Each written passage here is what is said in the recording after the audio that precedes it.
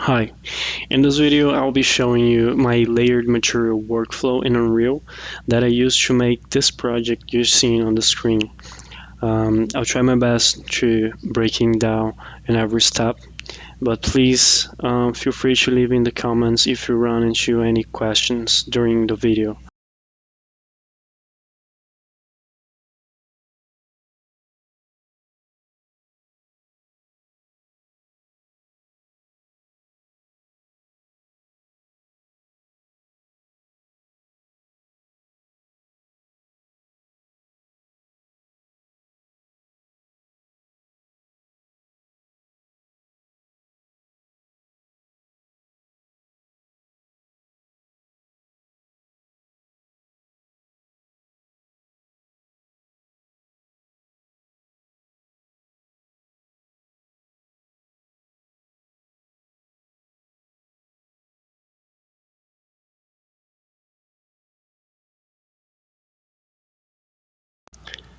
Hi, today I'm going to show you what is the layered material workflow, how does it work, and how can it help you achieve very high resolution looking materials.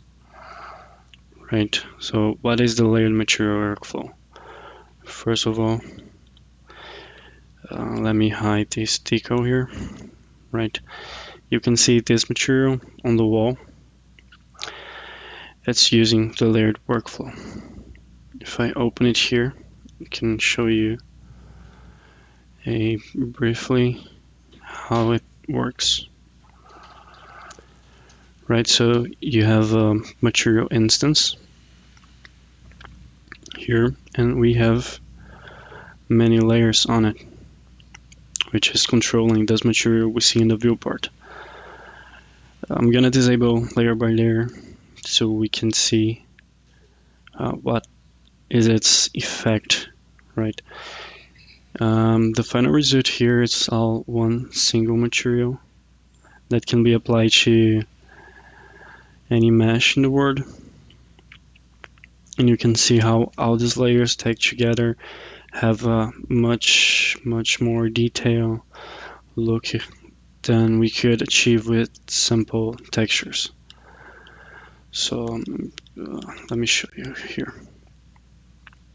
Right, we have this rust, then a difference, a variation of that. We've got paint added, color variation so that it does not look like one simple thing. We have some differences. Normal variations too in this case, because I wanted to have some dents, some bending, scratches. These scratches in this material, they can only be seen from up close. You see it here. Right, that's a nice extra detail to add when you're looking up close. And lastly, stanks. Right, that's how this material works. Let's have a look at another material. This one, for example.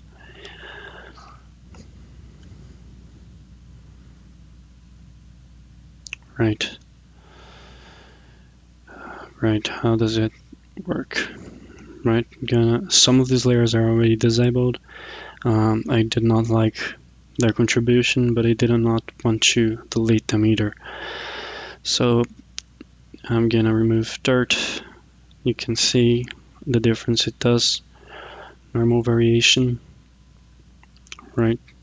Color variation, paint, and then we're left with rust. And it doesn't matter which order you want to turn it on. Right. The result, it's a blending of these layers, right? So basically, what is the basis for this workflow using layered materials? We have a base material,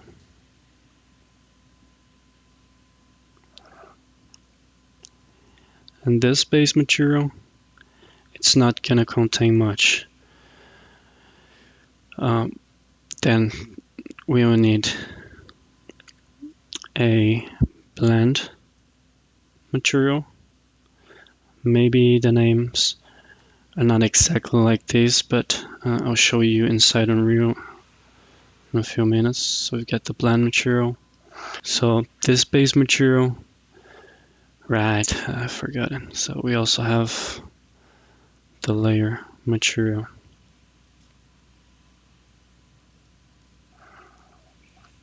These three are going to be the main materials you're going to have to use. And the way it works is the base material, it works as a container. So we're going to have an instance, right? It's going to be a material instance. And then inside this instance, we're going to add layer materials, right? So it's going to be a layer material instance.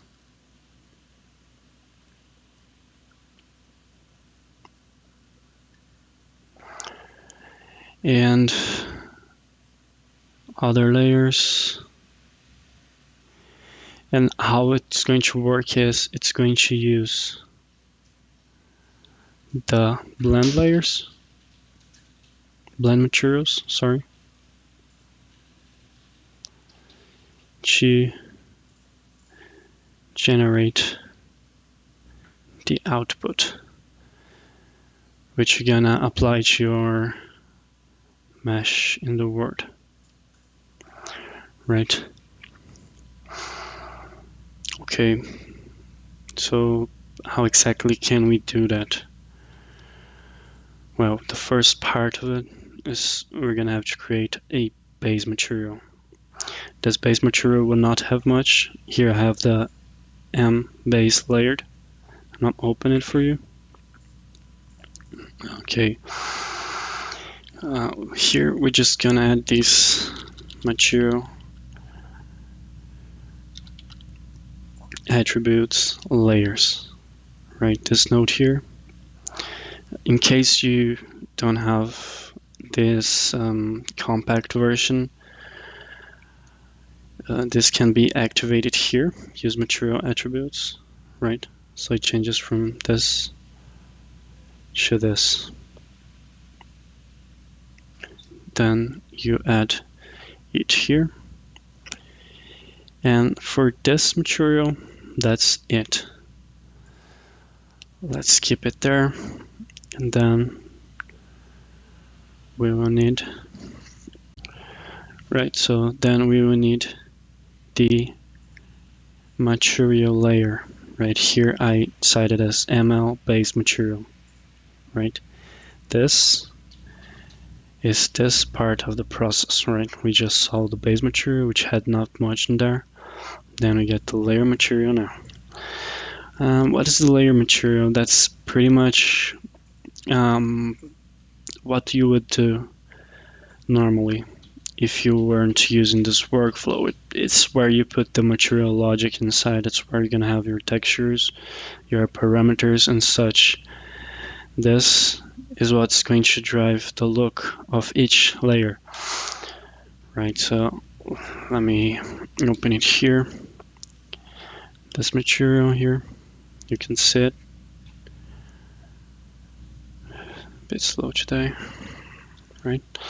So you can see here, if I disable all of these things and leave only the paint, you see that the paint is not applied to the whole material. If you check here on the side, this little viewport, you can see that it's using a mask to blend the paint, right?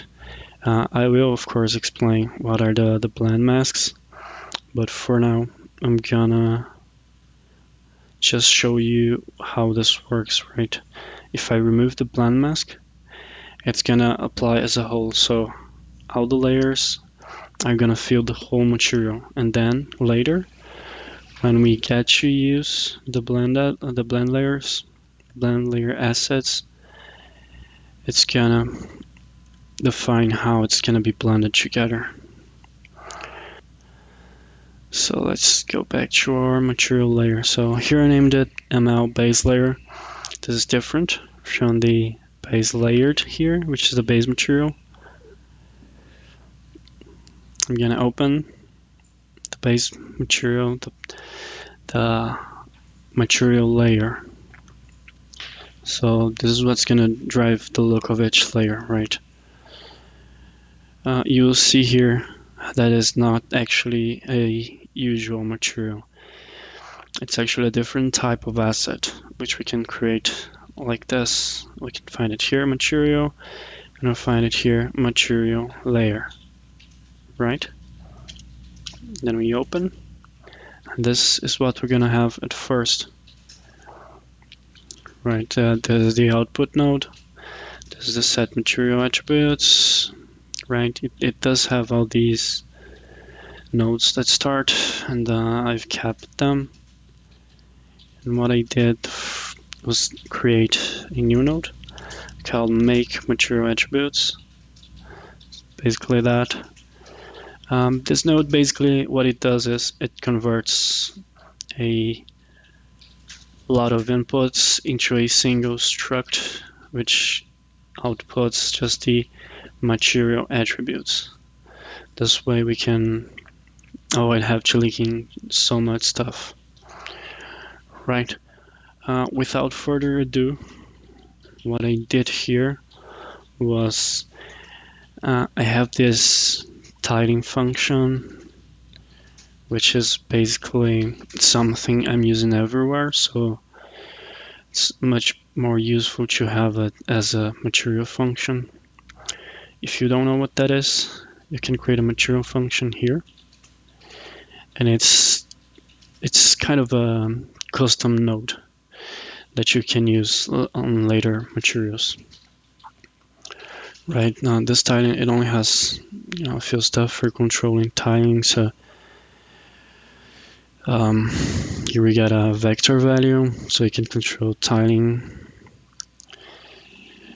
We've got all these logic to make it rotate, and it outputs two values, right? Result and rotation angle.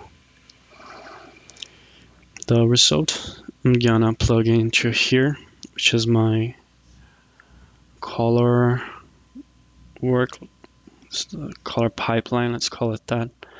So I've got a texture parameter. I've got some controls for saturation, brightness, tint. Most of these controls, they're from Megascan's base material, which I copied and pasted here because they work very well.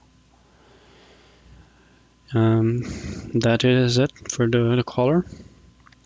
Here I added a static switch parameter so we can control if we want to use a solid color or a texture material. And this is something I have repeated many times in this material layer because it works very well for optimization, right? Sometimes you just want to have a color variation. So I can disable using a roughness map. I can disable using a normal map, or in case I want only normal map, I can disable the other two. And still, it's important to notice that this material is still outputting roughness and normal. It's still taking a value, a parameter, and it's still outputting it. And the only way to really disable its contribution to the material would be to control it on the material blend, right? Which is something we'll check next. So the layer material will always output the roughness, the normal, the base color, and the blend material mode we can control how it's blended, right? So this is the place, this is where we're gonna be able to really say, hey, I don't want the roughness to affect the other layers at all, right? Getting back here, what I'm doing for roughness is pretty much standard, just a roughness map here. Some controls for min roughness and max roughness with a lerp. The way I do this, the reason I use this method of controlling roughness is basically like this. The base map is gonna come into the alpha of the lerp, right? The minimum roughness is gonna control like using this texture as a base, how lower of a value can we go? And also the max roughness, how high of a value can you go? Okay, so let's see it in action. Gonna open this instance here.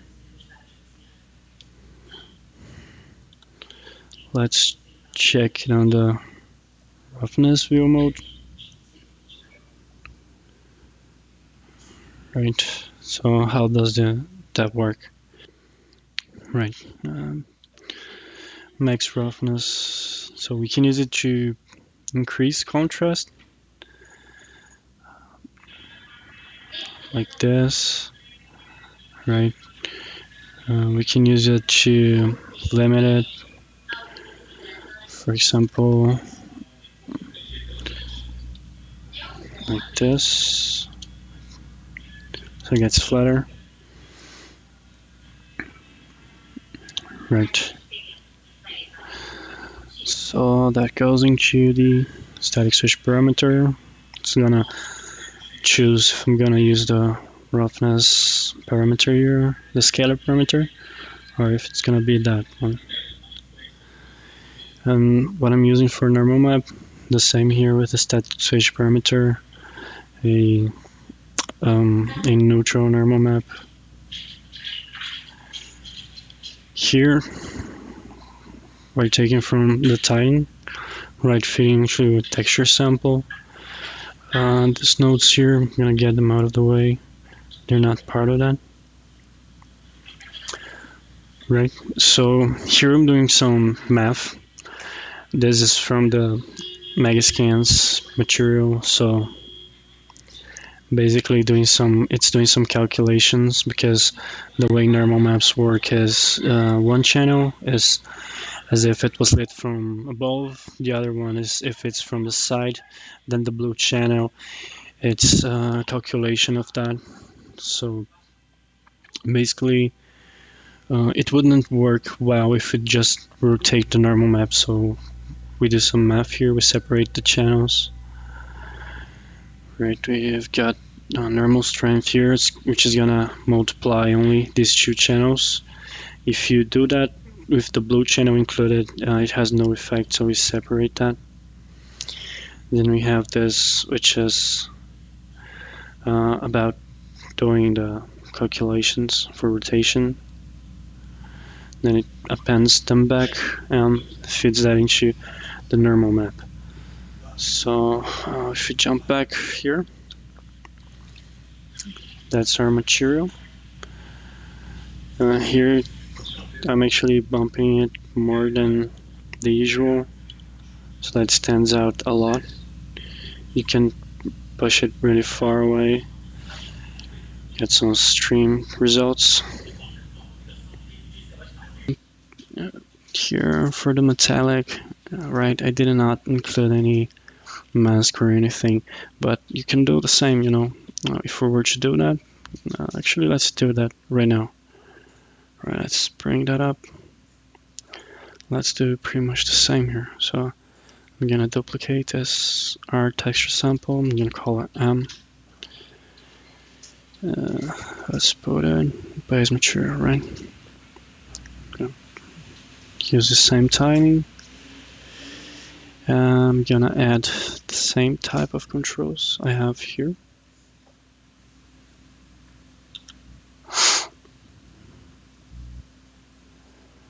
Right.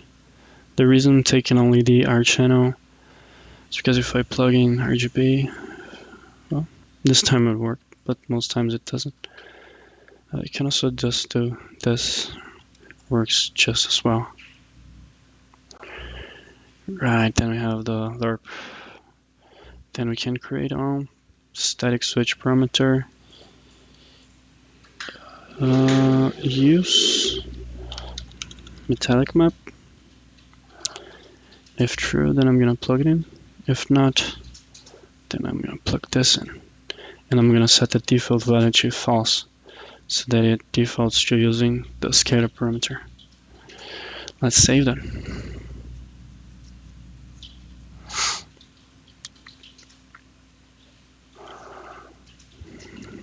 It's loading.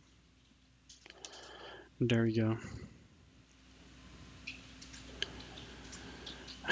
Here, exactly where I said it should be in the base material, we can find here use metallic map. And if I turn it on, we're gonna find it. Where is it? Here it is, right there, right in front of me. Right, so we can use a metallic texture. It's good to use also a fall compression mode as well. Right, that's how the base layered material is working. Now, what's the next step on this workflow? I'm gonna create a layer instance. I'm gonna call it MLI. Our first layer instance, good name. So we're gonna find all of the details we have inside our final material. Right, it's all we can find inside this tab. It's all the same details up to here. When you get the base, the blend asset, from there on, it's something separate, which I'll be explaining later. Right, so you can see the settings, these parameters, they're all here, and it's using all the usual stuff. I'm gonna leave it. The default values, there's not much of a point on adding it, but you can see here we can control a lot of stuff.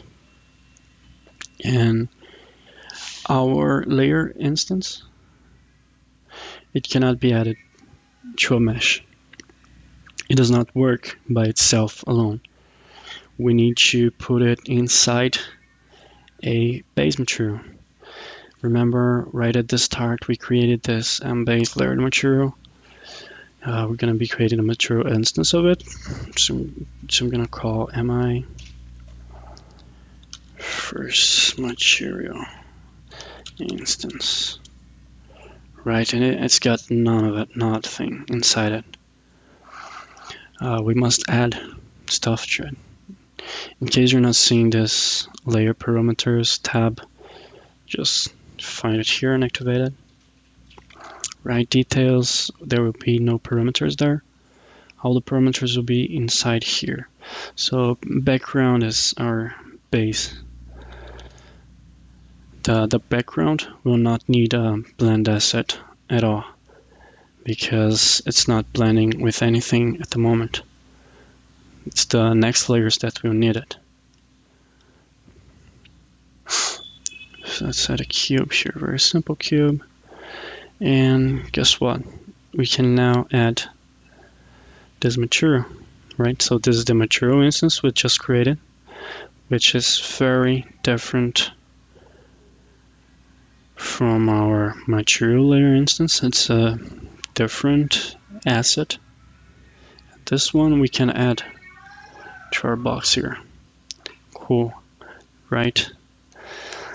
I have a lot of material layer instances here. I have a lot of material layer instances here, which we'll be using, so I'm not gonna be creating another new one. Let's use this painted metal. Right, it doesn't look like it's very good, right? This looks simple. What I did here was just replace from here. You can see I just changed some parameters. It still uses the parent as the material layer, base material, which is different from this one. It's not this one. It's this one we were just making, right? Let's make that clear. And we have these parameters. So I'm gonna add our material layer here to this layer asset. And at first, it's gonna override everything. If you think of it as sheets of paper, let me very quickly draw here. Right, so we have some very cool red material here. Right, now we've got like some blue material here, and let's call this one the output, right? These two are gonna be the material layer instances. Right, so it's this guy here we're talking about. More specifically, right, this one, the layer instance. The layer instance, right, comes from here, not here. This is the base material, which encompasses all of that. So let's think of it like we have our material here, right? Let's see it like this. So you've got the red material layer, the blue material layer. What's it gonna output? Well, it's gonna output the blue, right? Because there's no logic involved. We're not setting opacity or anything like that, like we can do in painting software, you know, multiply and stuff like that. And how do we do that? The way we do that is with the blend material. Let's think of it like a scissor, right? This is not something else. This is a scissor, okay? And it's gonna cut. Well, let's take our scissor and make a cut here. That was the eraser.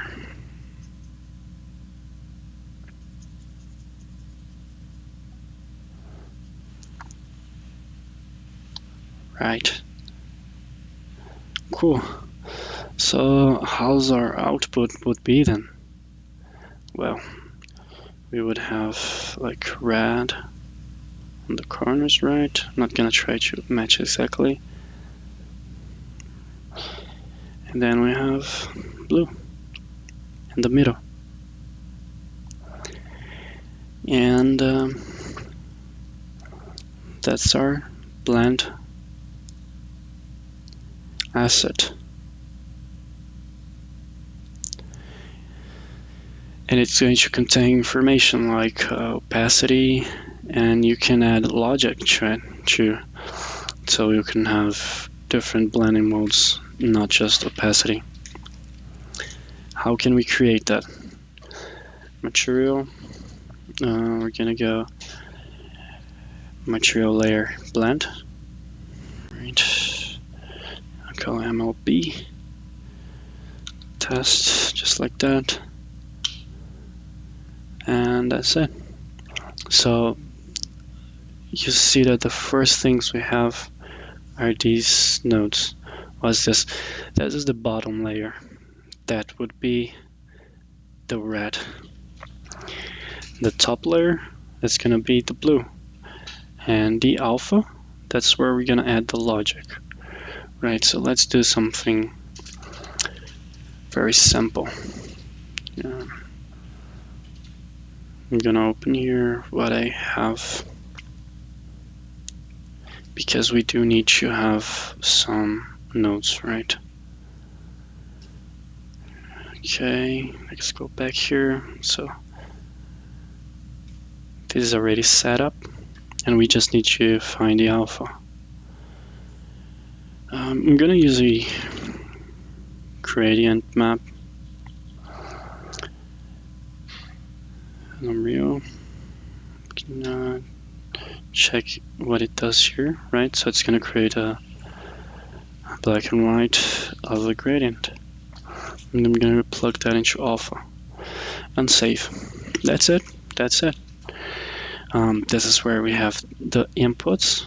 This is the layer materials, and this is our alpha. If we go back here and we add our blend asset,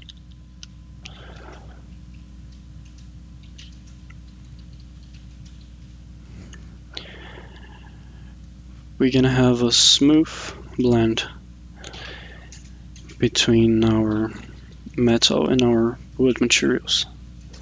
Can I control that? Yeah, let's try something. Density. Right, so the base value is 2.33. 33, density.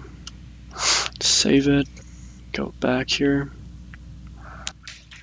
Right, so we're gonna find it. We have to open the blend asset. We have these values, and we can change it here. You can see I can control the alpha and the way the blend works, right? You can add all types of logic to that. And here is the setup I'm using to blend by masks. So let me go back to our example here of the wall. Right here, blend asset. I'm using this mask, right? One of its channels, more precisely. So we have something like paint of paint. We've got some paint splatters. We've got stains, and we've got scratches, right? This is the logic for the alpha. And this here is some logic to control the layers. I remember when I talked about how in the layer itself we cannot control how each part will be blended. Like, for example, I cannot choose to ignore metallic map inside of our layer, right? The only location where we can do that is inside of our blend asset, which is here, right? Blend asset. We open it, and we have all these parameters that I've added. So here I can choose to ignore metallic, ignore normal, ignore roughness. I can choose many other stuff, which I'll be explaining as I show you. And how the ignore part works, how to ignore channel works is like this, right? I break the bottom layer and shoot this. So I use the break material attributes node. And I pass these through these static switch parameters. How it's gonna work. Let's say I want to ignore the normal map. So, right, this is my bottom layer. I'm gonna take the normal map here, and I'm gonna bring it to this static switch parameter. So if I set it to true, it's going to use this normal. If I set it to false, it's going to use this normal. And what is the difference here? This is the top layer. This is the layer I'm adding on top of the other. Let's call it the blue layer, right? And the red layer is the bottom layer. So if I don't want to have the blue layer, the top layer, affecting normal, I simply go back to using the bottom layer normal, right? This is the bottom layer, this is the top layer. So what's going to happen is, this is the top layer. I'm gonna check, hey, are we going to use its normal? If it's true, then okay. If not, then we're gonna use the bottom layer, right? And the way it works is by ignoring. So true is yes, ignore, and false is no, do not ignore. And I repeat it for the metallic and the roughness. So that's basically it. We have the two layers here. And if I do not want the top layer to use normal, roughness, or metallic, then I can just revert to using the bottom layer's parameters, right? Then I make mature attributes again, so that we can have just one plug out. And here we have our blend mature attributes, which is our car layer.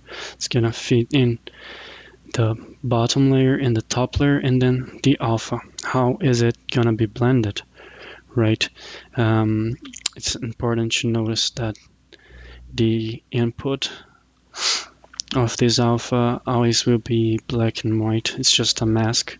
So that's not how we're gonna control the blending of normal map and roughness, right? That we need to add a special logic here. If I wanted to have like an opacity for normal, I could add like blend normal node, right? I could add those, and then output, of course, to the top layer, because that's gonna be, no, that's not the bottom, that's the top layer. Yeah, so I'm gonna add to the top layer, so it's gonna blend both normals and output that. That's not what I wanted here. I just wanted to disable it. Right, and what's the logic driving this alpha? Well, first of all, I have the masks texture sample, right? This is what kind of mask we're going to use.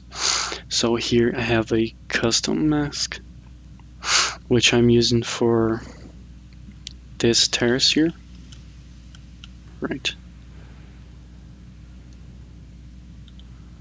And I'm using separate channels for each layer. Right, let's go back here. So we've got this texture sample, we've got a channel select, which we can find. Let's change here to our base mask blend. Got you. Right. So use mesh mask texture parameter values. I'm plugging it in here, right? And I have some controls like mask multiply, which will make it much harder. Just so we can see it better, I'm gonna add a bit of a tint, right? See the blue layer as our top layer.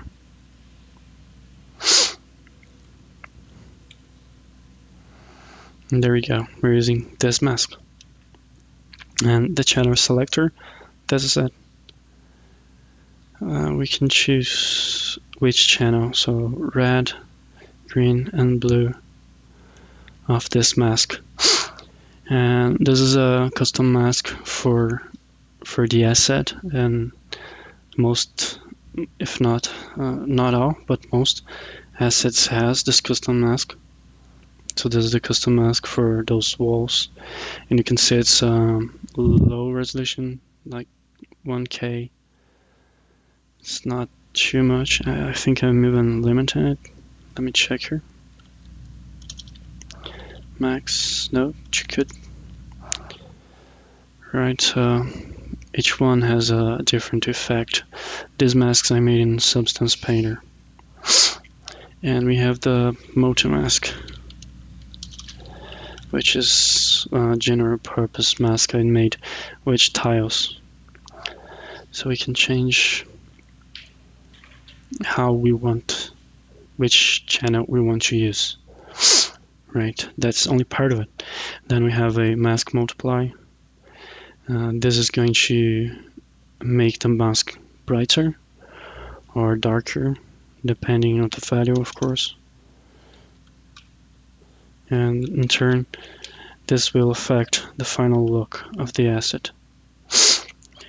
I added a saturate node here because it's going to clamp the values between 0 and 1.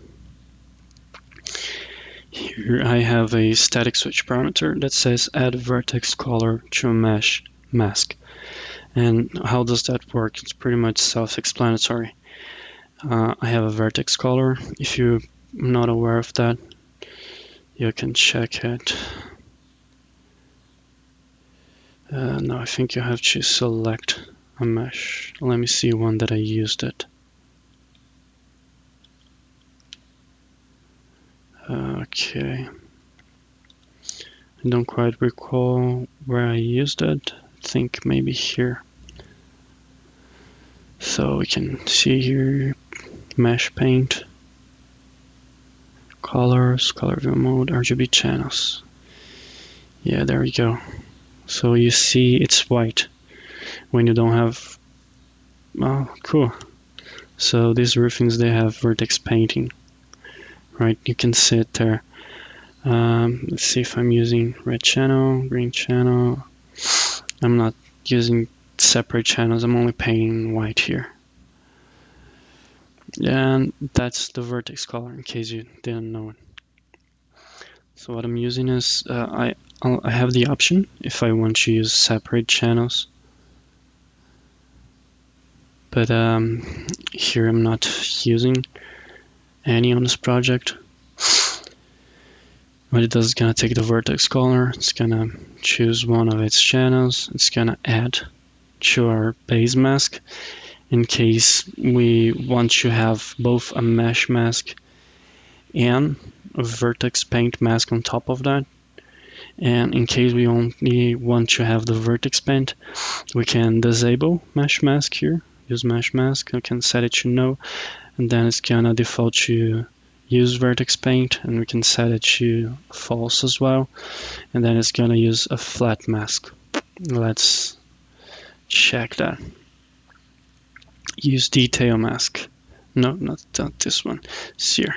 Add a vertex color to mesh mask. So we can add there, and then we can change.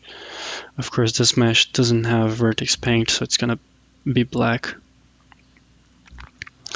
And in case we do not want to use a mesh mask, we can disable that as well. We can use only vertex paint if necessary, which is what I'm using here. I don't have any custom meshes in these details. It's all vertex paint to have the blend happen. Right, so if I magnetize it, right, you can see it here, the blending of that. Right, and in case I don't want to use vertex paint nor mesh paint, then I have a base flat mask. Let's say you want to use mesh mask, okay? So this is what we've been covering up to now. After that, what do I have here? What I do have is the detail mask pipeline. And what is the detail mask? The detail mask is further refined mask I use so that we can have sharper details. Right, a bit of a problem with pull size.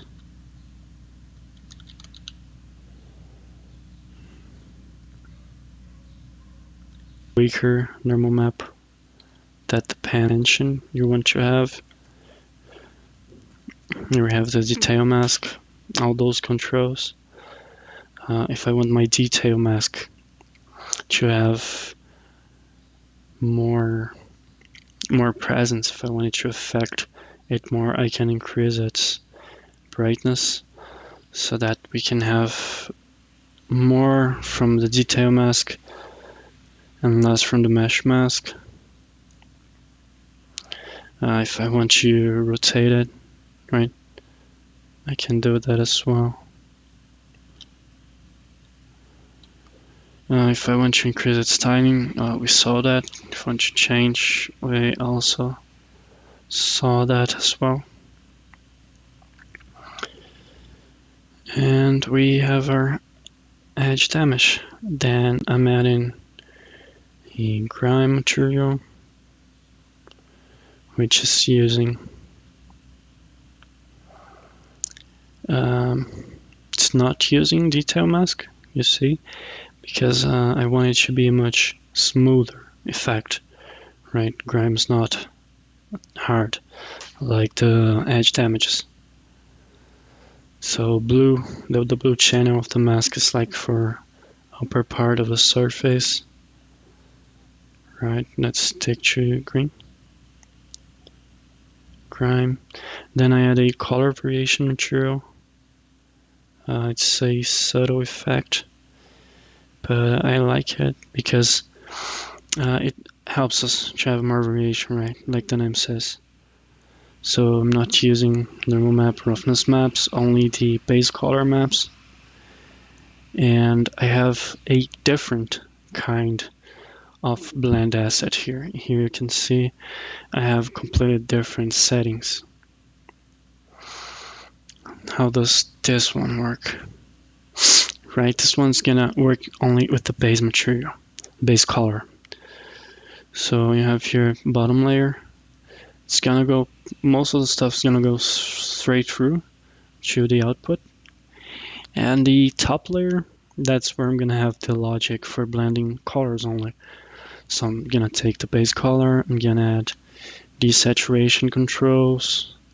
I have a control for desaturating the bottom layer as well, so we can have a difference there. Let me show you how this works. If I want the bottom layer to be desaturated, I can set. Right, I wanted that because I wanted to be able to control that as well. I have a static switch parameter, so we can set to add desaturated base color, which is basically what we just saw here. We can choose to desaturate the background or not. The alpha here is just an opacity value because we're just blending colors, right? So, right. So without that being explained, let's go back to making our own material, right? I'm not gonna save any of these. Not gonna save any of these. Right, and let's say we have, let's use this ladder here, right? Right, here I have our ladder open in Painter. And this is how the masks look like. How I'm making these masks, right? There's not much secret here. Not much organization either.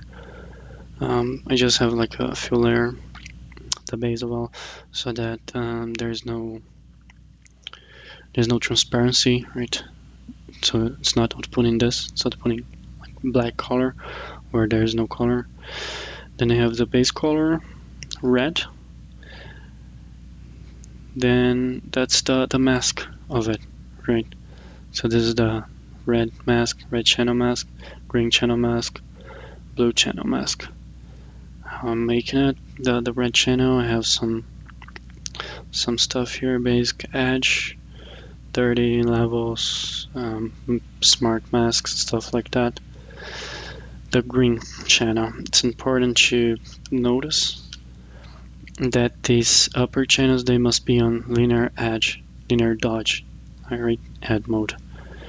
If they're on normal, it might look right here, but wherever there is like two of these together, like the red and the green here, the green is gonna overwrite the red completely. So we have add, so that we also keep the red channel, so it's not like being drawn on top of that. Nothing special here either, just some smart masks.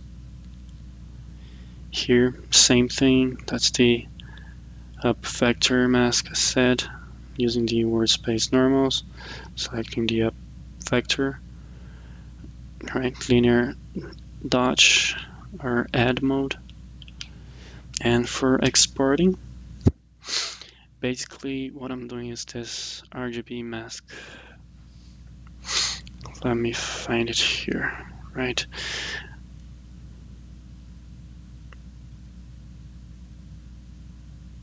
I think I don't have it anymore. Let's create our own, right? Let's add a new one. Let's call it the RGB masks, right? I'm gonna add one single thing, RGB plus A, RGBA, in case you want to have an alpha channel, of course. But I'm gonna limit myself to RGB at the moment. Right, one single thing. I'm gonna bring the base color. I'm gonna call that RGB masks. Right, and that's pretty much it. In case you want to have plus an alpha channel, you would need to create a custom channel in Substance Painter. Use these guys here. Then you would drag this one here. That's how it's gonna work. Settings. Right, I'm gonna choose my new stuff here. And I'm gonna export RGB masks. Right, this is the export that I just made from Painter. Right, it's the exact same thing with the old export settings I had. So that's how you make these masks, right? I'm keeping mine here. So not everything has a mask. Some of these things are only blending by vertex paint or no specific blending at all. So we have created all these assets, but we still have not had an actual use for them, right? We don't make something solid, like how can we actually apply this workflow to a real world case? I'm gonna use our first layer instance here. I'm gonna rename it.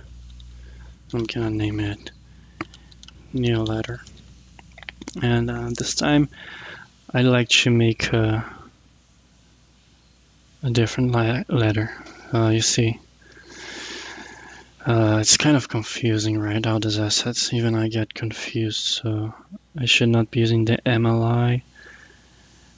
That's why it's important to have these naming conventions, right? I'm gonna create something from scratch.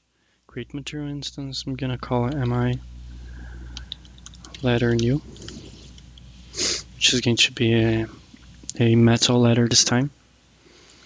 So there we have it, our letter there. We have some stuff here, right? I think it's a decal. Let's try to find where that is. Maybe it's this one? Nope. Right, so I'm gonna move it so we get out of this decals domain.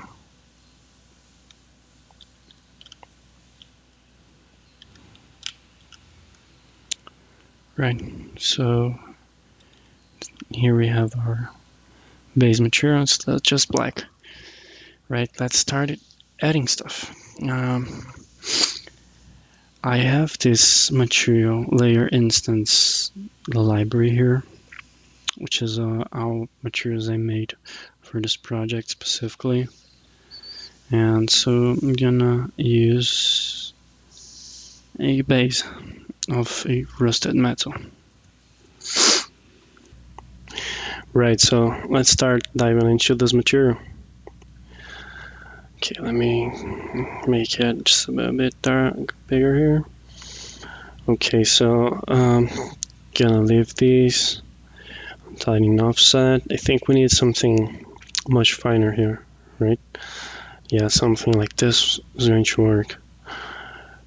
Here, I can change some stuff. I think I'm gonna make it less saturated. Keep it like that for now. Let's see roughness.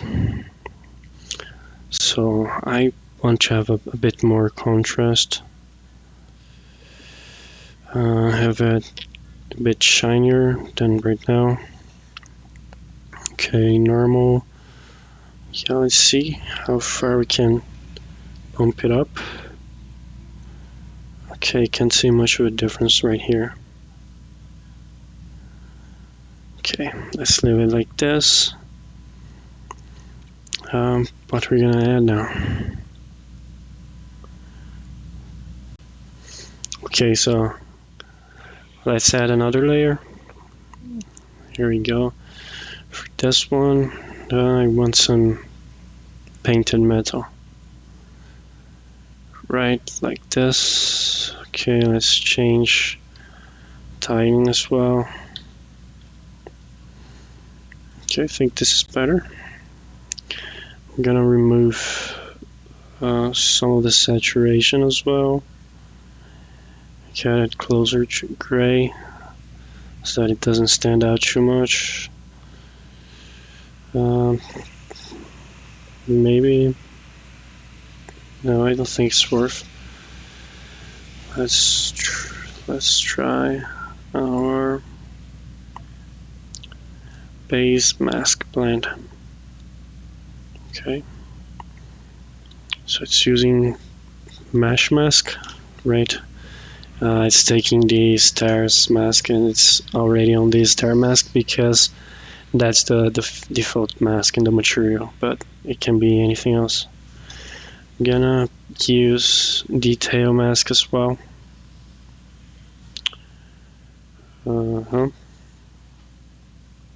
Looks nice. But I actually don't want it to be on the edges, right? I want it on the opposite of that. So let's look at this inverted mesh mask. Right, looks much better. And the inverted mesh mask basically works like this. Right. Here it is. So it's taking the mesh. Right, this didn't change at all. And then I am doing this. So here's the -1. And then I have a static switch parameter. So we can choose if we want it like the normal or the inverted. Then the saturate node should clamp it between 0 and 1. Right, so cool, right? We've got some peeling paint. I think I'm gonna get this back to regular, just a little bit less. Right, so it stands out. Here back in the painted metal, here on the blending parameters. Gonna leave these like that. Tiling, detail, texture. Yeah, that's what I was looking for. So here I'm using the red channel. Let's recall what the red channel is. Some peeling paint, right? So I think that's the most adequate. Let's have some larger dense. This is 1 tiling, tiling 2 times, 6. Yeah, I think this works for now. Just a little bit less. Cool. Right, so let's add another layer. What I like to add now. Let's go with something for dirt, right? Let's add another layer here. Try it. We're gonna use the mask blend. cool. So here, it's not much to change here on the layer asset. I'm gonna skip straight down here. I'm gonna turn on detail mask because I like to have that more detail blend. Right, so channel select, it's using the red channel for the ladder mask, this stairs mask, right? The red channel is not exactly what I'd like to do, so I'm gonna go with green. Let's disable the detail so you can see a little bit clearer how these are affecting the look. Right, so I'm gonna go with green. I'm gonna use a detail mask. Let's see, red, green, blue. Let me check. I think blue is for stains. Right, so that's good. So let's add a bit more of that. Some more of these as well. Let's increase timing.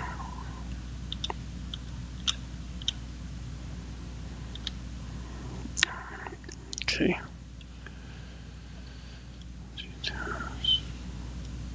Let's try the overlay blend. Okay, looks a little bit better, I think. Right. So we've got this dirt. Let me bring it out further.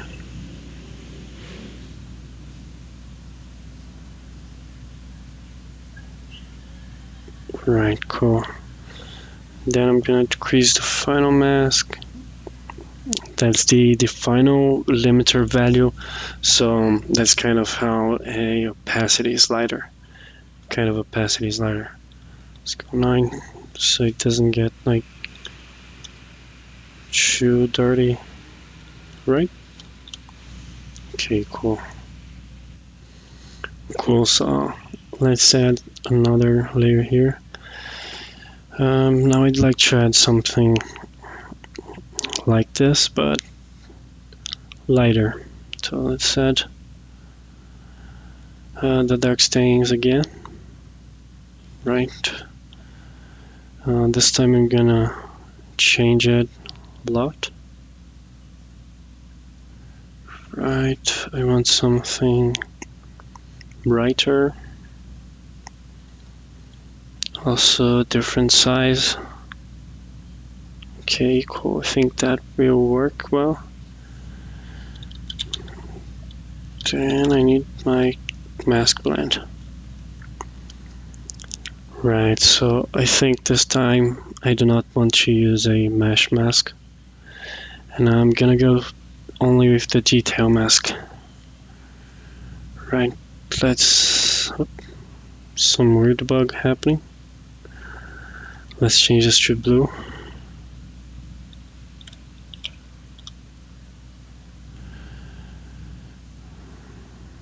Okay. Right, I'm gonna decrease it, the base flat mask. So that's kind of a uniform value that goes beneath the detail mask. It's what replaces the mesh mask. Then I have the detail mask multiply, which I can use to drive more localized detail. So, okay. I don't want something too strong, because I don't think it's necessary. Right. I'd like to go back here on my paint. Maybe have this a bit more pronounced. You know, push the edges a little bit more.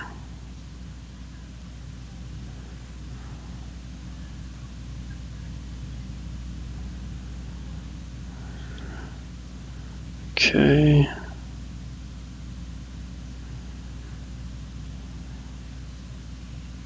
Yeah, something like that. Right.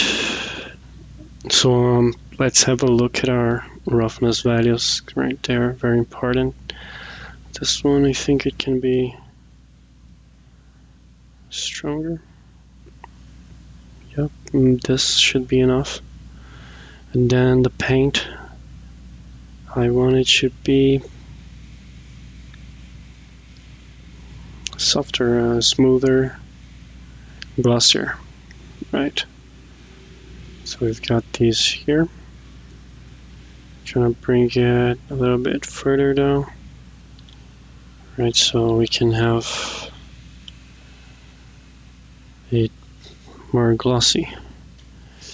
Now I realize that the base rust, it should be rougher, right? So that it stands out more. Gonna bring the Zydas up. There we can see it. It's popping out more, the glossiness of the paint, right? So another thing I like to add, like we've got all these really nice details, very simple to make, very quick. And I'd like to add a color variation layer. So we're gonna check out how that works. So I'm gonna take this stains material here.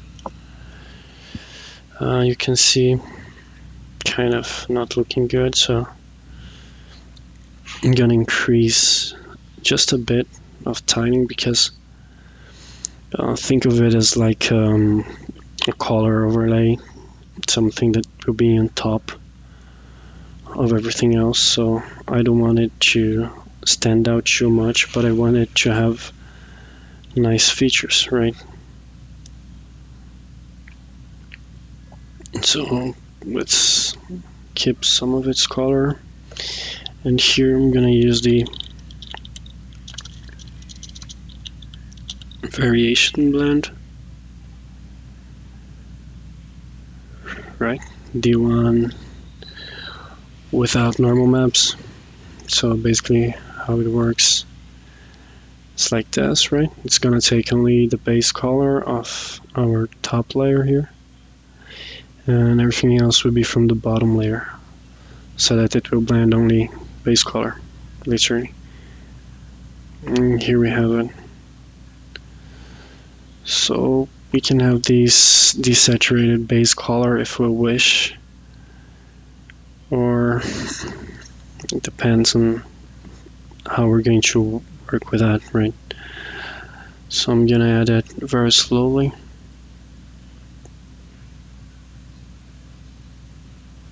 Right, let's check the desaturate here. In case we'd like to desaturate the base color, we can do that as well. Right, actually I'm gonna keep it like this. Just gonna change the opacity of it. But I think I'm gonna increase it. Increase its size, you know. Let's go back. Here we have a bit more of it, so we can see. This is just for me to check how the shapes are looking like, because I want to have large differences. Okay, I think this might work.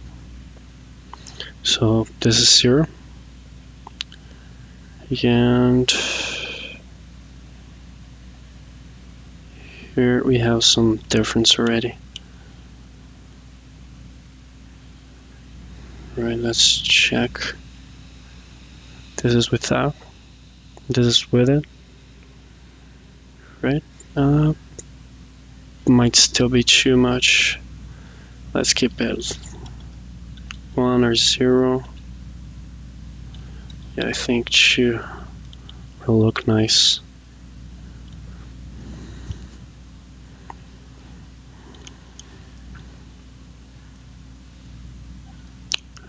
Let's increase its saturation so we can see more of its effect without needing to increase opacity. Right, so I can have like 0.1, 0.2, looks nice as well. If we go 1.5, yeah, I think this looks good. Right, so here we can check with and without this color change.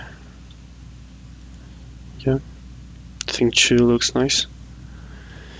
And well, no, there's the current trend where if you want this ladder to be climbed by the player, we need to have yellow paint on it. Right, and how are we gonna do that? So I'm gonna add a very simple material here, a flat color material, because we're not gonna be needing more than that. Okay, so I'm gonna set its color to yellow, something like this. And I'm gonna use our mask blend. There we go. Yeah, well, not exactly what we'd like, right? So let's change it.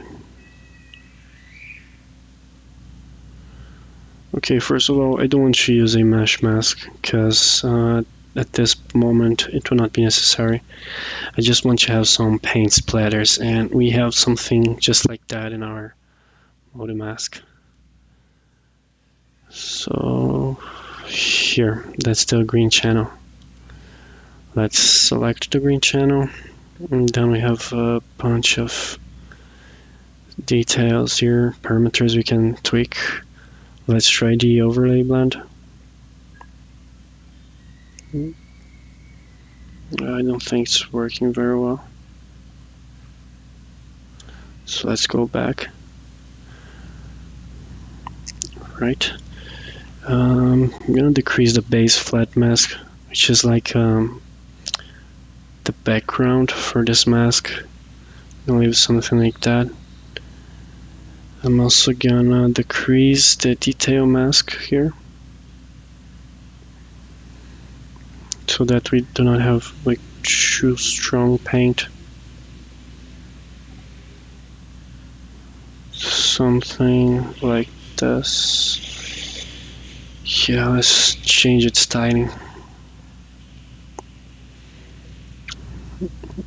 Right, so it looks better.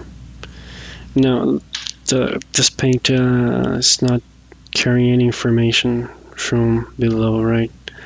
If I look at roughness, it is carrying some, but here with base color, it's just overriding everything. So what I like to do is just decrease the final mask. As I said before, this is like opacity slider, so it works very well. Right, cool.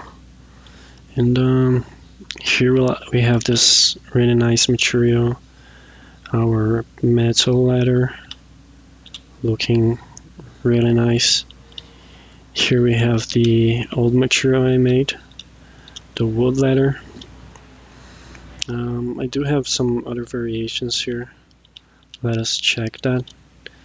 Things I did in the past. So you can see it all works very well when we change these because it's using the same masks and such. Here we have one with a lot of paint. Here as well, we have this metal material we just made. This is another variation of this material that I made too. It's more gray. This one's a bit more beige, but we can definitely get it to be a bit more gray, right? It's very quick. We just have to come here and show our paint. Decrease saturation. Maybe can even increase a little bit the brightness, right? Yeah, I think it looks much better now.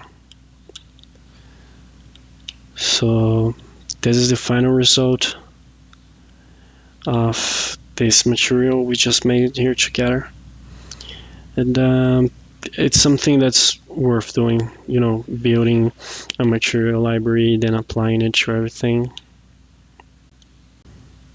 And we can get very close to it, and it holds up pretty well.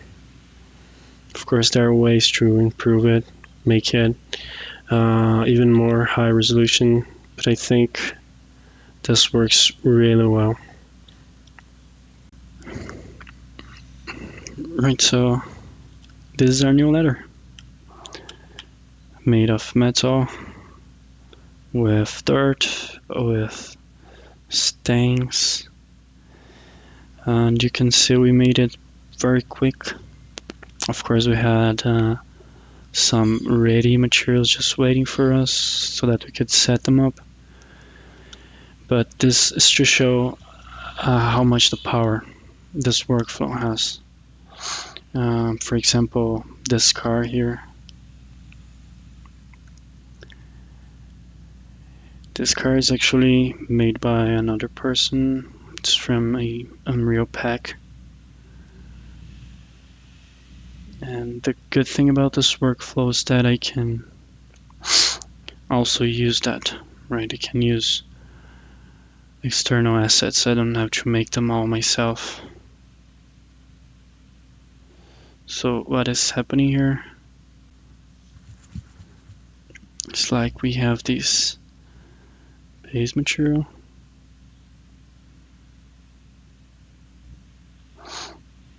That's the base of the car, with the exception of the glasses, which is custom by me. Then I add rust. Of course, this is a mask I created.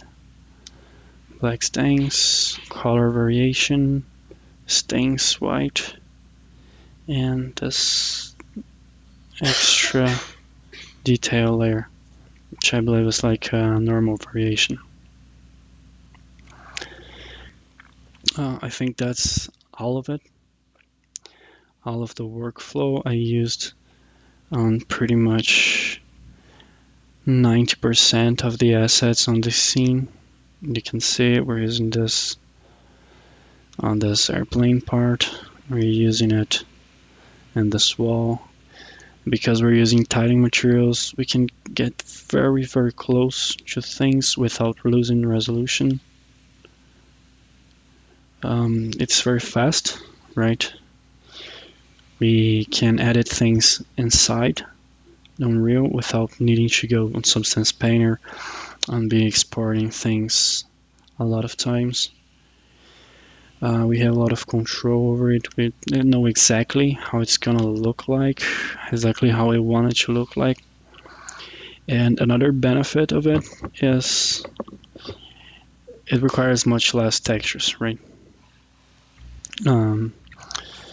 For example, this material library here, these are pretty much all Megascans textures that I have here.